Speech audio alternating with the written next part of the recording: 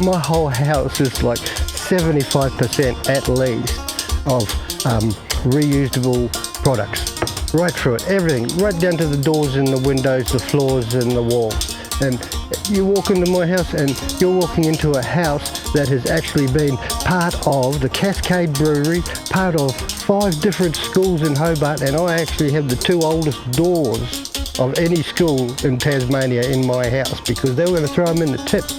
I grabbed them. For me, I came to Tasmania very young and had a good look. I've always loved Tasmania. It's the only place left now where you can live 20, 30 years behind the rest of the world in a sort of peace. My name's Baden and I'm here to do this as a volunteer permanently.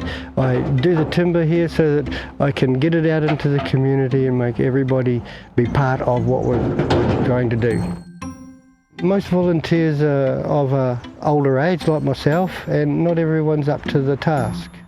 I don't mind it because I spent my life outside with wood. I've always saved wood. Ever since I was a kid, I grew up alongside a rubbish tip where they wasted the wood, and I used to drag the wood out from that rubbish tip over to where we lived on a big wooden houseboat, and my dad used to take that wood in and turn it back in and rebuild into the houseboat and rebuild into the wharves and plankways, and everything that we could possibly want came out of that rubbish tip. I've sort of survived on rubbish tips all my life. I've always gone shopping at rubbish tips. I've really enjoyed the process of just going through other people's waste. It's such an incredible feeling to pick up something that you'll never be able to buy in your life. The amount of stuff that gets thrown out every day. Furniture, we get bits of furniture here that we chop up, and constantly some of the timber has come from Asia and other foreign countries, you know, like you're never going to get those bits of wood here, and yet here they are in the tip, and we cut them up and they just go back into the sale again. All of those pieces of timber going back into the community again, and yet everyone calls it second-hand. Timber's never second-hand. How could it be second-hand? How can something that was living, that grew on this planet, be second-hand? It speaks and tells me what it is already. So I walk to that piece of wood and I'll bypass every other piece of wood in that pile just to get to it. I'll pull it out, and yes, the smell of it. You clean the end off when you've cut it, and the timber, every single piece of timber has this particular smell. It's beautiful. And there's other timbers I like for their grain. The grain speaks to me. The blackwood grain particularly is a beautiful timber to use here. And here in the valley where we live, there's an extraordinary amount of small pieces of Huon pine and sassafras and other timbers like that that have come out. Now, that was just going to get burnt.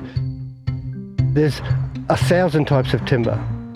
You can go through the endless amounts of pines and sustainable pines and things like that. There's very hard to get timber these days now that isn't like this. See, we've got hardwoods and pines. Pine is so common, it's 90% of the load. Now, that piece of timber probably was grown in the last 30 years, harvested, turned into sustainable timber for working in a house. This piece of timber here is 1,000 years old. Now, on the end of this one, very hard to see, but there is about 170 grains on that little piece of timber alone, and its weight is so heavy compared to the pines. So I clean the ends up, de-nail them, and then try and stick it on my ute and take it over to the shops for sale. So something like this is worth $1 a metre. So you look at that, that's a 4.5 metre piece, $4, $5 for that piece of wood there. It was just going to go in the pile and end up as landfill. Now, the landfill mass is just absolutely monstrous. It covers hectares and hectares of land. So every piece of wood I save is a piece of wood that I can reuse again, somebody else reuse it. By the time I get it over to the shop, people are trying to take it off the back of my ute. It's just like that.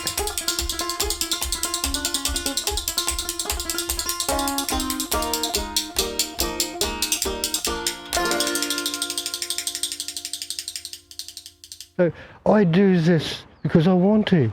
That makes me feel good.